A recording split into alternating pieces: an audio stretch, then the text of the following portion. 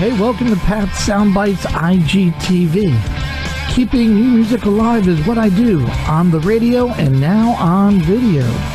Conducting live chats with the artists and learning the stories behind their latest release and also playing their new video. Special thanks to my good friend Jody Best of Best Bet Promotions for coordinating and scheduling today's artist. Having over 20 plus years in the music industry, if you're looking for a highly successful promotion and marketing professional who's extremely motivated, look no further than Jody Best. For more information, contact Jody via email at bestbetpromo@yahoo.com. Special thanks today to my sponsor, Go-Go Tuners, for all guitar players looking for a focus on ease of use, readability, durability, and accuracy. Look no further. The Go-Go Tuner is the choice of many touring professionals and a favorite of casual players.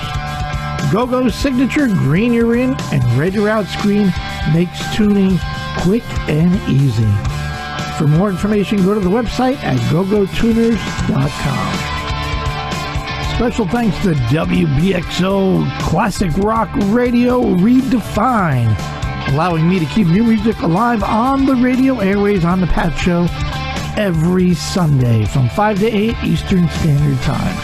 Only on WBXO Classic Rock Redefined. And a big thank you to Mr. Evan Balzer for allowing me to use his amazing instrumental that you're hearing right now. It's called Trails. To find out more incredible music by Evan, go to his website at evanbalzer.com. Today's guest is from the rock band In Theory, rock vocalist Tony Covino and guitarist Mike Mostert. Going to feature the track Cant Find My Way, which can be found on the Go-Go Tuner family record. We're going to talk about the record. We're going to play the video. All here on Pat Soundbytes IGTV. Hey, live on Pat Soundbytes IGTV. Keeping new music alive on the radio and also on video, episode number 6. As we keep going forward, I got my man Tony Covino in the house, rock vocalist from the island of Long. Yeah. And then we got the creator, the man, the myth, the legend, the producer, the songwriter, the fashion icon, Mr. Mike Mostert of the Go-Go Tuner family. Wow, that's a big buildup. Hey, it's better than the last one. Come on. Oh, yeah. Well, the last one was pretty bad. The last introduction was, Mike, you're one of the bottom, least washed person. Welcome, Mike. Look, that's the CEO doesn't care about that. The creator of the Go-Go Tuner family, that's the least of your headaches. Your stars are rocking and rolling. Lanisha Latimer, Guitar Phil, and this guy, Mr. Tony Covino, man. What's going on, Tony? How are you? How you doing, Patrick? I just want to be a singer, man. I just want to be. Well, I think you got that. I think you got that role. I hope so. The last time we talked, looking at my killer notes here, was March 25th. So before we get things going, how you make it out with this lockdown with the family? And I guess you got two sons running around. Yeah, I got 2 8-year-old boys, twins. They're having a ball. We're trying to, keep everything light, and we're just trying to make the best of it.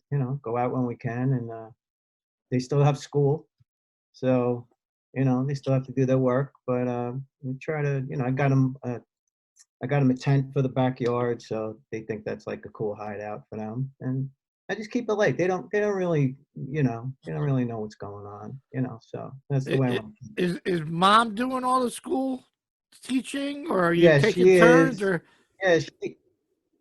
well, we take turns, but she's also a school teacher, so she does work with her kid. Nice. But she's doing double because she's either on the computer for her what she needs to do, and then she's on the computer for what the kids have to do.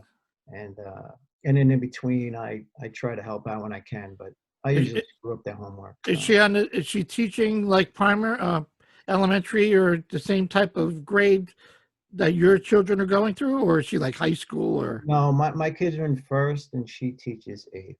Oh, okay. Okay. Yeah, but, Any of them pull out an instrument? They want to be like dad? Anybody singing, yelling, screaming, tambourine? Yeah, singing, drums, and they're doing violin in school. So, Are they rockers, Tony? Yeah.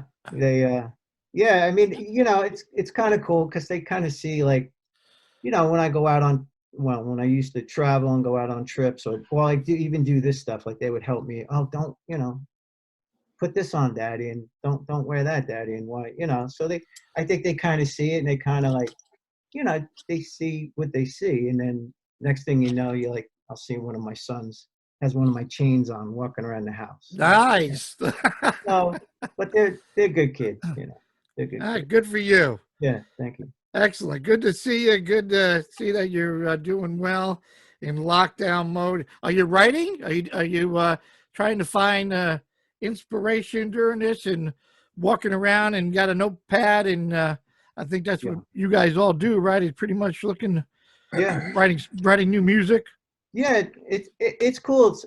I'm doing a lot of writing, learning some stuff. Like I'm trying to learn how to record myself better. I have a Logic Pro Studio at my house. Okay. So I'm trying to learn that. Take some classes. I really don't have patience for that, but now I'm starting to like try to commit my time into really learning it. Because usually if I go in the studio, I just want to go and sing. I don't want to know about this or that. But now for like recording, I'm like, well, I don't know how long this is gonna last. I might have to try to get to do this better on my own. So if I have to do a track and send it, then at least I can, do about a quality thing.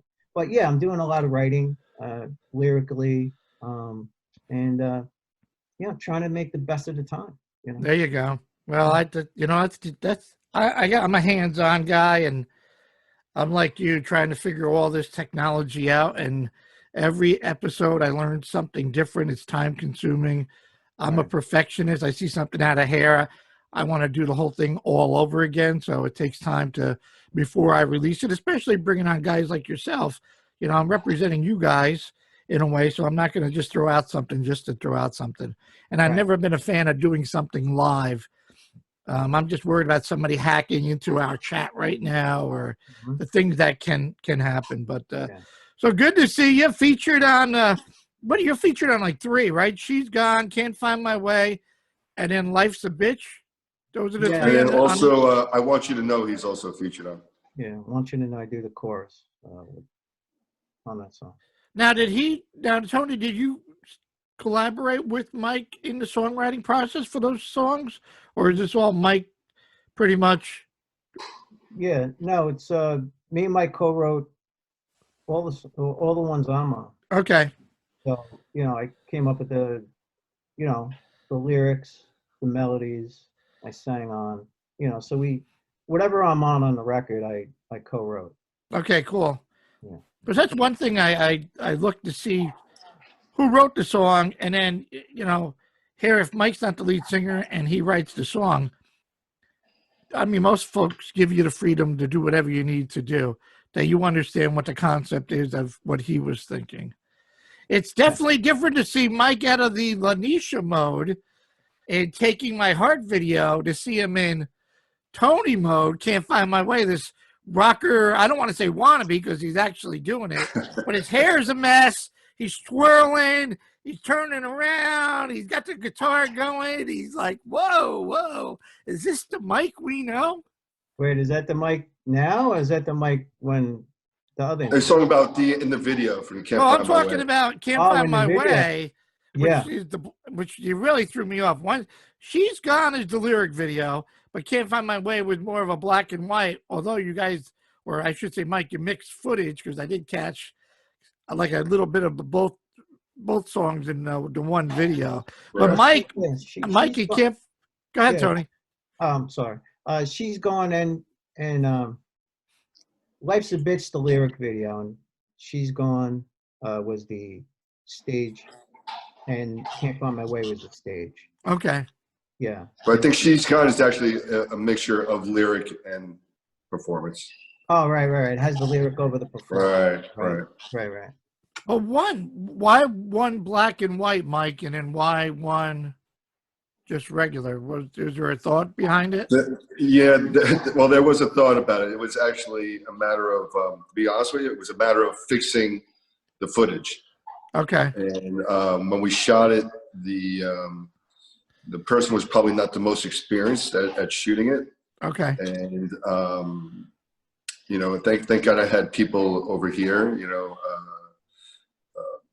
people here in Muscle Shoals, and also a great video guy in LA. And essentially, we had to fix all that bad footage, and the only way we could do it is by changing it to black and white, and adding contrast to it. And yeah, that's what we call a lot of fixing. It was like we had so much footage, but it was so unusable with the angles. So that was the only way we could fix it. So there was really no like black and white trying to create like a certain imagery. It was a matter of let's fix what we have here and make it still look cool. And I think we were able to do that, because there is a lot of energy that comes from that video. Yeah, no doubt. As you can say, you know, as you say, like you can't recognize that Mike twirling his guitar. Oh, the hair is all. I'm like, whoa, wait. Hey, but I still had my jacket on, so. You had your vest, you had the brown vest, you had the brown shoes. It all matched. It was all, you weren't out of sync. But I did go back, and last night I'm looking at videos from this band called Big Mouth. Yes. And there's this guy looking like Mike on guitar with long hair and the shirt's wide open. And I go, it can't be him. Is it him, Tony? Mike, yeah. I'm like, look at this guy. With the suspenders. Look at this guy. All right, so let me, Mike, so you created In Theory, and then you guys are part of, I guess, Tony's band, a Big Mouth, and you used both on the Go-Go Tuner family. Was there a method of your madness compared to just using the whole In Theory band? Well, it was, when it was first doing the Go-Go record, obviously I wanted to do some, collaboration, record or compilation, collaboration. And we, there's two bands. There's an In Theory band, which is called In Theory. It's the band that Tony and I created now. Okay. Which is what we feel a little more of how Tony and I would approach hard rock or metal. I'd say a little bit more hard rock in 2020. And in 1990 to 93, 94, Tony and I were the founders of the band called Big Mouth. And we were signed to EMI. We had Steve Riley from LA Guns was in that band as well. So, we had a lot of material left over from post that area. Tony and I had so many different ideas, and I just thought it was appropriate to add an old song from when we were signed way back. But we brought in different players. So on that one, still it's a special guest type of thing. Right. Where I brought in a go-go guy. So we brought in Joe Franco from Twisted Sister. And then I brought in another guest go-go guy, and he's from the band Devil Driver and Static X, which everybody in the really death metal type of world knows who Ashes is from Devil Driver and Static X. And we want to make Big Mouth a little bit more metal, and then In Theory more hard rock, and that's how that really came about. There are some great tunes, Tony, on Big Mouth. Suicide I watched, American Girl, Show Me the Way. I mean, there was one, if you go to Amazon, when you came out with one of the albums says Big Mouth, I mean, you had one reviewer said, man, this is a great album, must buy, must get the CD. I mean, there's some really wonderful tracks out there. Yeah, we were I mean, the record's still, awesome. We were like a year late. Okay. I mean, yeah, we were just a year late. I mean, I think the right band in the wrong place.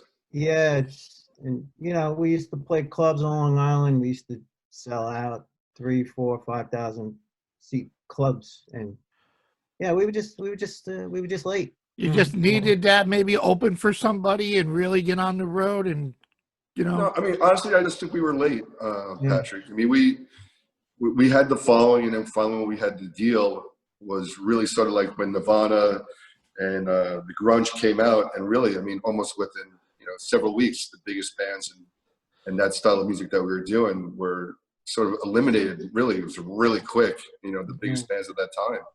And we were a band that just got signed on our way up, and then grunge hit, and they're like, okay, you guys get out.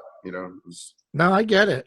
Yeah. You guys weren't the only ones. There's a ton, and then there's only a handful of really good rock bands that actually had a hit and are still, survived that whole era of that mess. And there are not many of them.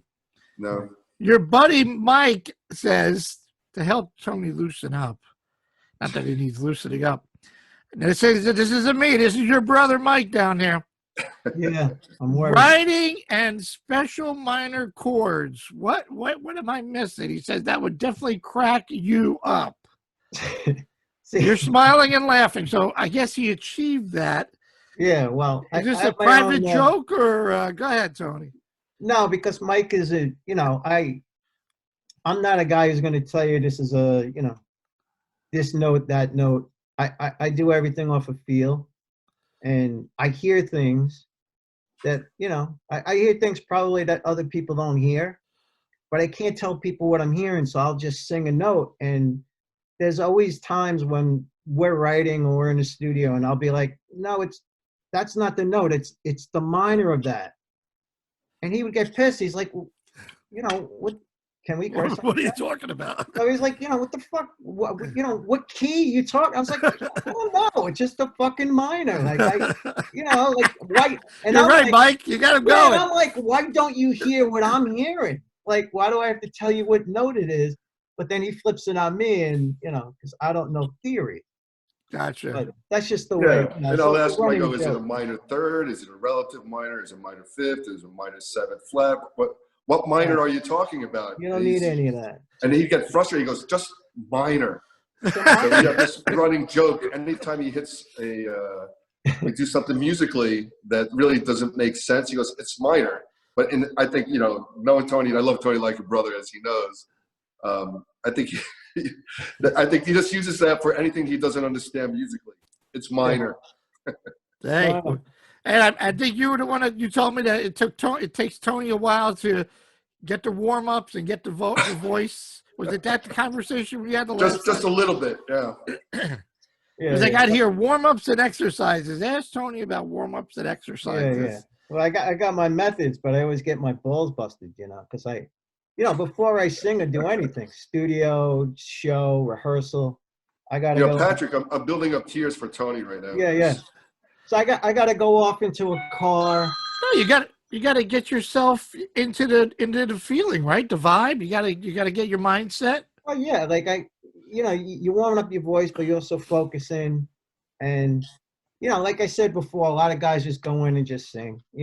I've never been that type of guy. Like, I've always tried to be as prepared as I can be, try to take care of my instrument.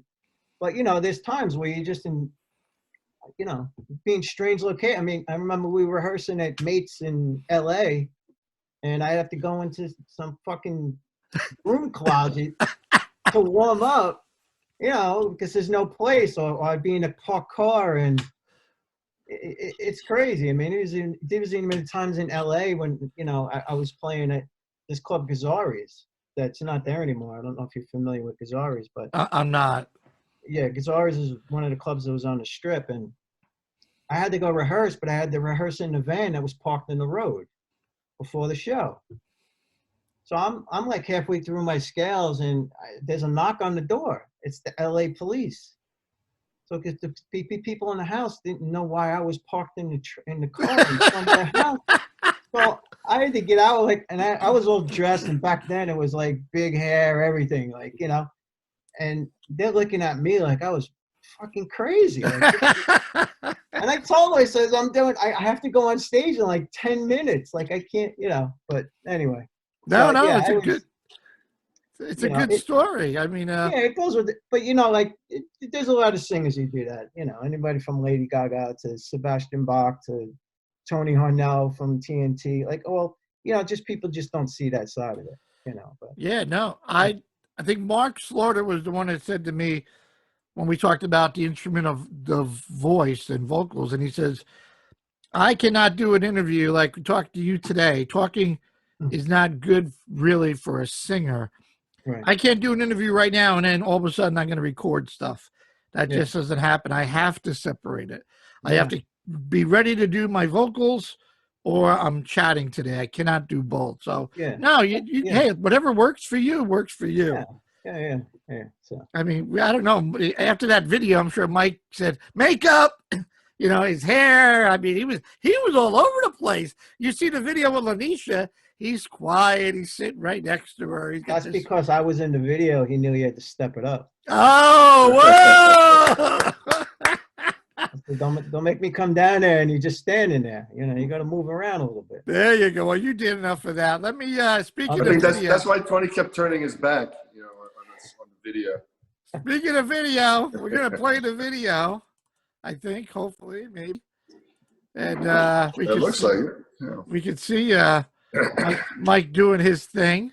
Yeah. Now these are so this is the actual band of In Theory now anymore, Mike. You guys are not going to hear the vocals. Because so we can, when I play the video and vocals, it kind of overwhelms our chat. So I'm able to incorporate it afterwards when I edit it, so people can hear the conversation. But is this the band of In Theory, even though they're friends of yours, Mike, that you put together besides you and Tony? It's a band, but the way it's going to work is except for Tony and I are the core of the band. In theory, the players will be changing a little bit, but the core is Tony and I in theory. Yeah, no, you guys are looking good. I'm like, look at Mike. Whoa, hey, holy. I go, who is this rocker? I expect that from Tony and a few others. I didn't expect Mike on lead guitar being the rock god here. Damn. Yeah, that was a few of my questions was the black and white idea, and asking about the bandmates. Tony, what's your favorite person? What's your own personal favorite part of being a musician and a rock vocalist? I guess for me, just being able to do something well, that, you know. Takes a lot to be good in anything, but like in this particular, I mean, I love to be creative, and I'm actually, it's really weird because I'm introverted, like I'm very shy. Like if you get to know me, like I'll open up and bust your balls and stuff like that. But right. So to do this is like, you know, like I still don't even know why I would want to be a lead singer, you know, but you know, I the part I like about it is accomplishment. You know, more than anything, like I could come up with an idea and I could front the band and people would want to see it. You know, so I guess it's a sense of accomplishment for me. Yeah, and the song, I mean, that you put together, right? I mean, you put the music, the words, and everything, and now you're selling your soul for that song. And every artist always tells me it's all about live performance and the energy that, you know, fed back from the audience. You know, I guess there's got to be no better feeling than seeing folks singing back to you your songs, right? Oh yeah, I mean that's like the ultimate. Yeah, it's an amazing thing because, you know, I've never been, you know, in a cover band or anything like that. So every time I perform music, it's always something that I've written and been a part of and created. So if you're in front of a crowd and they're, you know, they don't even have to sing the lyric. It's just they're into it. They're bopping their head. You know, that's enough for me. That means I'm causing a reaction in somebody that I never met before. You know, a lot of times. That's pretty cool. Your first thoughts, Tony, on playing live in front of an audience after hopefully we get through. I know we'll get through this whole virus thing, but your first thoughts of actually going back out there? I mean, we take it for granted. I sit back thinking, what was my last live concert I attended? And who knows what we're up against, you know? Any thoughts on your end? I don't really know what to expect, but you know what? If the people will be there, I'll be on stage singing. You know, I mean, I'm not going to worry about that. Hopefully, it happens sooner than later. But being in New York, it's kind of, this is like the worst place to be. Right. Whole thing, and all I hear is negative, and everything's still closed. And then there's other states where it's like, I talk to people and it's no big deal. But, Well, I'm not that I want to get into the politics thing. If you could go to Walmart, then you should be able to go to any store. We get it. We're all adults. Right. Take your precautions, and if you don't take the precautions, there's a good chance you could get gravely ill. But it should not be the end of the world. I mean, when you open up, you're right, New York, we're the capital. We had the most cases, the most deaths over everybody. And, we're getting through this, and I think just a slow opening, and we'll be back to normal, whatever normal could be. There's an artist called Mads Langer. I might be saying his name wrong, and he just did a concert in Denmark. He's a known Denmark artist, and he did it through a drive-in theater. They put a stage in front of the movie screen, and people came to the show, sold out 500 tickets, sold out. Let me get out of this for a second here. Sold out. Can you imagine? Now, I don't know, people are hitting the horns or yelling. You could hear the artist playing by radio or, by the speakers. And it was, no problems, no headaches, and everybody was, pulled out, and the place was empty in an hour. They're probably pulling out their lawn chairs and sitting on their hoods is what I was thinking. But what's wild? It's like like what Tony was saying earlier. Some states are open already, and I was surprised. I was talking to one of my country artists. It was like 3 days ago. He told me he's on tour already, starting the 23rd of this month. Wow! He's got 4 shows in San Antonio, so they're already doing live shows. So the stuff that I'm hearing on the news of or for my industry, of people saying, well, there's going to be no live shows until 2021. Obviously, it's loosening up quite quickly if this guy's doing his first set of his tour starting on the 23rd.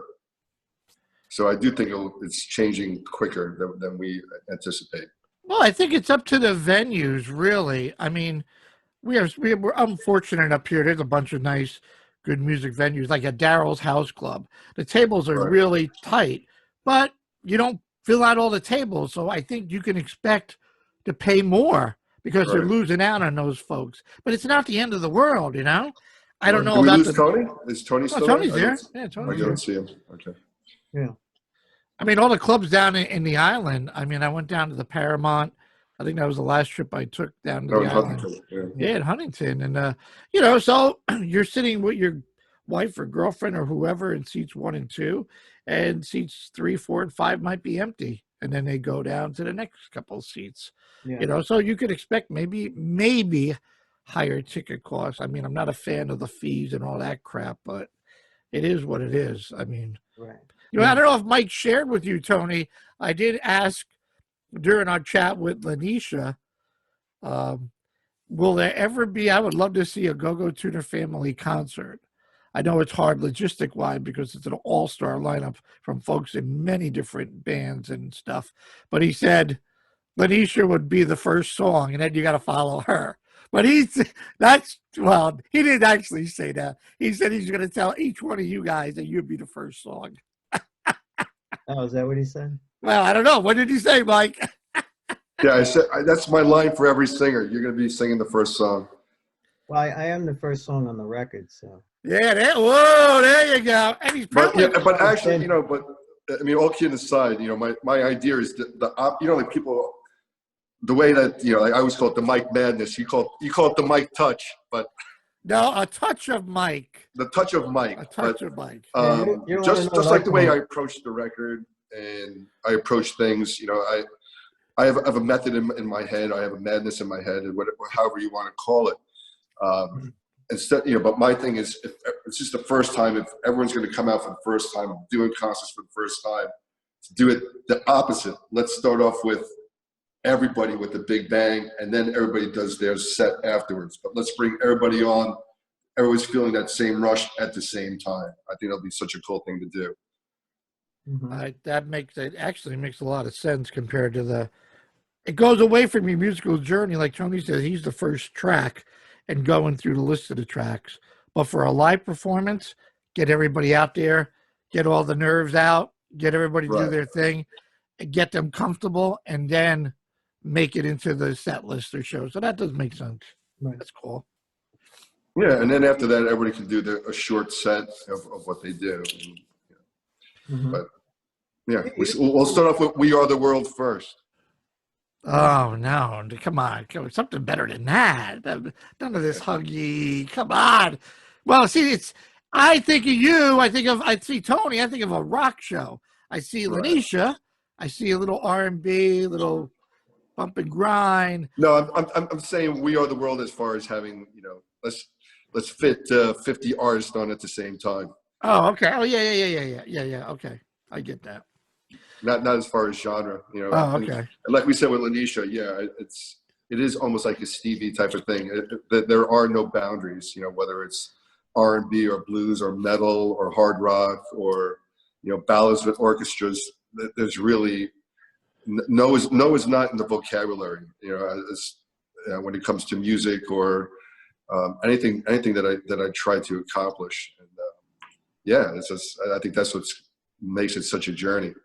Well, I think that's why that brings the biggest attention to me is there are no boundaries. It is a musical journey. It takes you from rock to all over the place, which I think is really cool. Tony, thank you for always posting on Sundays. Thank you. I can't get family members to do that, but I got Tony doing that. And Mike does it all the time, but thank you, Tony. I'm family now, Patrick. You're the best. I'm trying to be part of this go-go tuner thing. I'm trying. Well, his name is really Tony Calamari, not Tony Covino. Hey, it's an vowel. Italians got to stick together. Ends in a vowel. Uh-oh. See what happened? We lost them. We lost them on that. We did a hit. Tony, I've been asking all the artists to take a moment, if you would, and thank all the first responders, not just, I come from emergency service background, but all the folks on the front line, all the essential workers. Being on the island, are you in Nassau or are you in Suffolk? Nassau. Okay. Yeah. So all the hospitals, is Stony Brook by you, or is that further out? That's far from me. Okay. We got like Winthrop Hospital and a North Shore Hospital, and there's a lot of hospitals around here. But yeah, Stony Brook's more out east. Okay. Well, if you could just take a moment and thank all the first responders, however you would like to say that, I would appreciate that, to add you to the collage with Mike and Lanisha.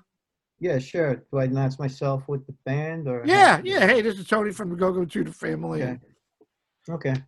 Yeah, hi, this is Tony Covino from the band In Theory and the Go-Go Tuner family. And I'd like to thank all the first responders, the nurses, doctors, ambulance, everybody. Really appreciate it. You guys being there and helping the situation. You guys are the true heroes. And, thank you for everything. Really appreciate it. There you go. Perfect, my man. Perfect. You know what? These folks, we take it for granted. Thank you. Thanks for there are folks that are going to work, that are still going to work and dealing with that virus head on. Yeah. Anything else to add there, Mr. Mike? I know we already got your clip. No, I think that a lot of people that we are leaving out, or we left out, is not only the first responders, that there are a lot of other heroes, including, like the teachers, what they have to do. I mean, Tony gets to see it firsthand with his wife.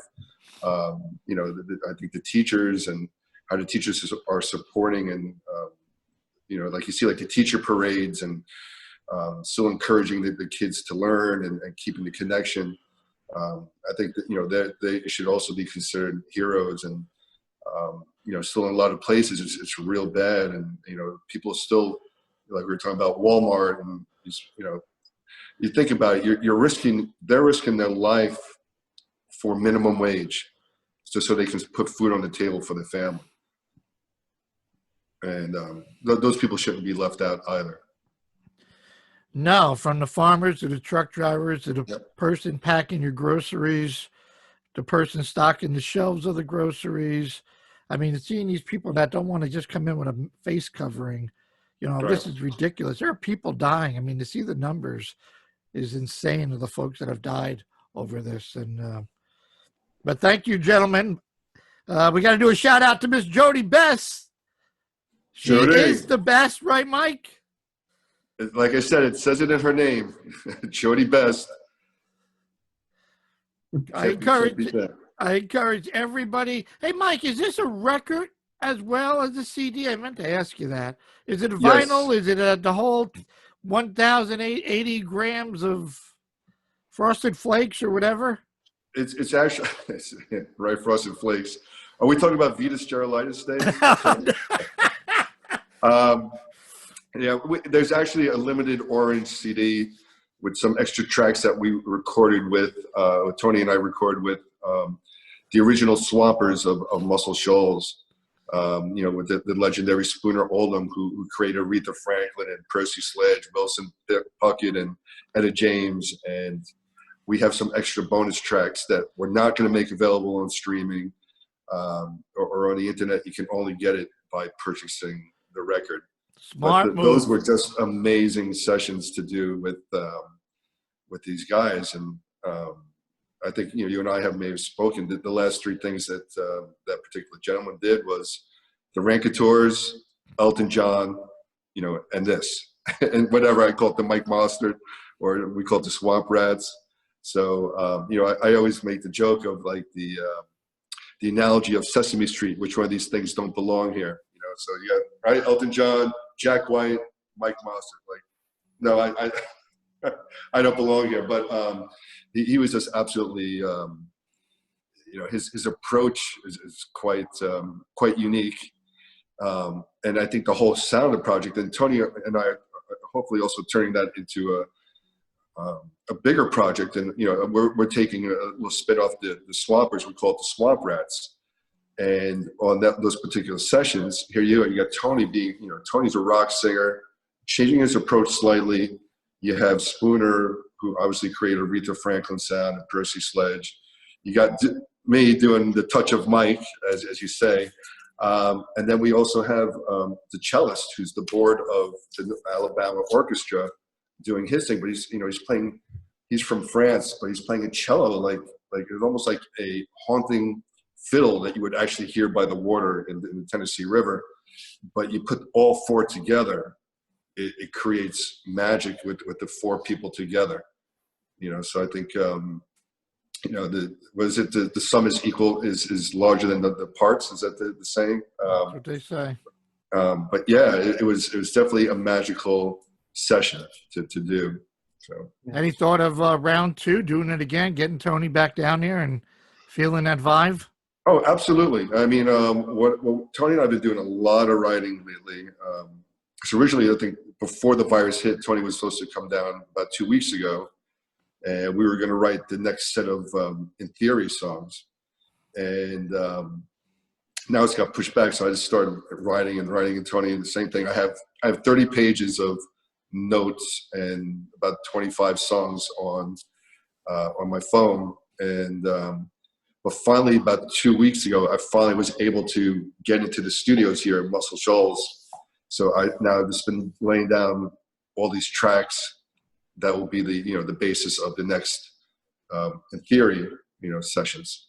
So yeah, and then after that, we're going to get Tony down and for a week, and I'll crack the whip on Tony to do yeah. Well, as we do. Me and Tony, like we said, we have a brotherly love that we love and hate each other in the studio, but the result, we're always ecstatic with the result. Tony, out of all the recording studios that you ever worked in, I mean, walking in that place, It's got to just give you goosebumps just to know. And I talked to Mike enough now I got that sense. I'm looking forward to going down there and adding it to my bucket list more than going to Graceland. I want to go in that room and see where this magic has occurred. Did you get that feeling? And like out of all the places that you've worked into, you walk into this place and go, woof. Yeah, I mean, it's incredible. You know, you walk in and you can't believe that that's the actual spot. Like, you're kind of staring at it. You know, for a musician, it's very inspiring. It's, yeah, there's an aura to it, and there's a pressure to it. It's almost like, well, you know, why am I here? So you got to step it up. Like, you know what I mean? That kind of feeling. Oh, so it really gives you the pressure to go, yeah. I mean, this is the best of the best. Yeah. And I got to take advantage of this. Good. That's cool. Right. Yeah. I mean, no matter what, it's got to happen. You know? Yeah. You don't want to be that guy, right? The engineer scratching his head, looking at Mike going, this guy really? Yeah. No, I hear you. Exactly. So yeah, no, it's totally cool. You got to go. I'm looking forward to being back there and, you know, creating more music. Is it hard to sign up and get studio time, Mike, in that place? The answer is yes and no. Well, we know you, so that's like you get the fast lane with Mike. Yeah. But, I mean, but if a guy like me contacted whoever the guy in charge, the engineering, front of the house, whoever, I mean, there's a list, right? I mean, there is priorities. Yeah, there'll be a waiting list for absolutely. You know, I know there's some musicians that the recording out in this area is on their bucket list, and a good friend of mine who actually taught me how to play slide guitar took him a year in advance to get across. And you know, and I'm fortunate, like you said, I do know people, and I have a tendency to be a little end results. I push, so people know how I'm wired. So we got to get things done. Let's get it done. And I was saying that no is not in my vocabulary. So many times they'll say, well, I think sometimes they'll give me these answers thinking like, I'll be like, oh, that's okay. They're like, well, we got 1 a.m. till 7 a.m. open, or we got these weird times. And I'm like, okay, let's go. Yeah, I'll take whatever. Well, I'll just go. It doesn't matter. And I think it throws everybody off. But but when I'm in a creative mode, I got to get it done, because right now, especially with everything that's going on, I mean, time is such a precious commodity in life. And, and I have other businesses and we have other things, obviously other responsibilities. So when I have this time to write and create, I want to write and create, so I'm pushing and then I'm pushing. So is there any other place besides that place and maybe Abbey Road Studios? I mean, Abbey Road, everybody walks in there and go, wow, this is where the Beatles did all their work. I get that. That's what I heard. I heard Abbey Road gives the same vibe as like Fame or. Is there a place in LA or New York? Is there a place down in the city? Not anymore. Sound City, right? Sound City, was it? But Sound City's not there anymore. Yeah, no, Dave Grohl got the actual board and put it in his studio, but that place had a lot of history. What was the name of it, Jim, Tony? Sound City. Actually, Dave Grohl did a documentary about the place. Okay. I believe Dave Grohl actually bought all the original gear. He bought the board and outboard gear, and he made a replica of the studio in his house. Oh, wow. Yeah, I think that's where Fleetwood Mac did all the original stuff, and there was a ton of bands that came out of that. And they said it was basically Nirvana. Nirvana came out of that. Nirvana, a broken down couch same couch for 30 years, and like they said, people would walk in there and be like, "This place is what is this place?" And for some reason, all these hits came out of it. And that's the same vibe down here. No matter if it's Fame or Muscle Sound or East Avalon. You go in these buildings and you're looking from the outside, or even you go inside, you're like, really? And then, but you actually start recording and you get it. I mean, you get it within the first few notes that you hit, because like I said, Patrick, last time, there is something that changes you, whether it's in your soul or mentally, or I really can't pinpoint it, because honestly, being a New York guy and an LA guy, sure, we're skeptical on those types of things. Like, oh, I'm feeling this mojo. I'm feeling, we're like, oh, come on, what is this shit?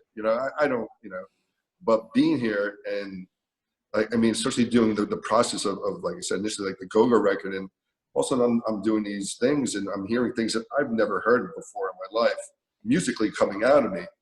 I attribute that to this. And then also, again, when we started doing the Swamp Rats, I've never heard Tony sing like that. You don't take a classical, cellist from France to play like a country fiddle guy, and so, yeah, there's just something here. No, I've had that happen to me once. I had season tickets for NASCAR in Virginia, and I went to all the tracks. And I went to Talladega. I flew into Atlanta, excuse me. And my buddy had season tickets at Talladega, and we got there early and camped and what have you. And I didn't realize Talladega had this Hall of Fame inside the track. And it was after Dale Earnhardt Sr. passed away. And they made a room just for him. And you got this, it was like silence. You walked in this place and you walked into this eerie, all the pictures and the candles and memorabilia. I mean, there was not a pin drop with this line of folks that went in and walked around and viewed everything. I mean, watching people cry, and I'm like, wow. It was that. I'm like, okay. I mean, I wasn't a big Dale Senior fan. I never was, but I appreciate what he did to the sport, and I get it. But it was like, there are places that you walk into and you just go. And now that I really hooked up with Mike in this record, the more I see something. Last night I was just listening to Melanie Truck. She's the daughter of Butch Trucks from the Allman Brothers, and it was Butch's birthday. And she was pulling out memorabilia that her mom, she laughed, her mom was a hoarder and kept records and letters and everything. And then there's always a conversation about Muscle Shoals in that place. Always. Oh, yeah, they were on tour, and then Dwayne wrote, Greg wrote, can't wait to get back to Muscle Shoals. It's like, I'm getting goosebumps just thinking about it. Well, that's where he was first doing the the bottle for the slide, excuse me. Instead of using a traditional slide, this is a city where, right, they broke off the top of the bottle. Just used. They were playing slide with, right, I think they call it the Cursian bottle, if I'm not mistaken. I could be mispronouncing it. But I remember, from what I understand with the story, is he was just so excited about it to play for his brother Greg, who apparently wasn't as excited. But he said he just sort of discovered that after fishing on the Tennessee River. And there's something about that place. All right, guys, where can we buy the album there, Mr. Mike, that features Tony Covino and Can't Find My Way and She's Gone and Life's a Bitch? Well, you can follow all our socials, and all our socials will always take it back to the website. And on the website, you can purchase the record as well. So you can go to the gogotuners.com. Obviously, the Go-Go page on Facebook and Instagram. There's just so much info on that. There's the In Theory page as well. And I know it's a work in progress. We're getting there. There's a lot of information for Tony and I to share. But yeah, this Go-Go Tuners will lead the paths to all the sites. Excellent. Tony, anything else that I can help promote for you, sir? No, you could find me on, I guess, Facebook's the easiest. Tony Covino Original at Facebook. And no, I mean, we're going to have new stuff coming out, hopefully sooner, than later. And, we'll keep everybody posted, Can't wait to get to the new stuff, because the stuff we're writing is, I'm really excited about, sounds amazing.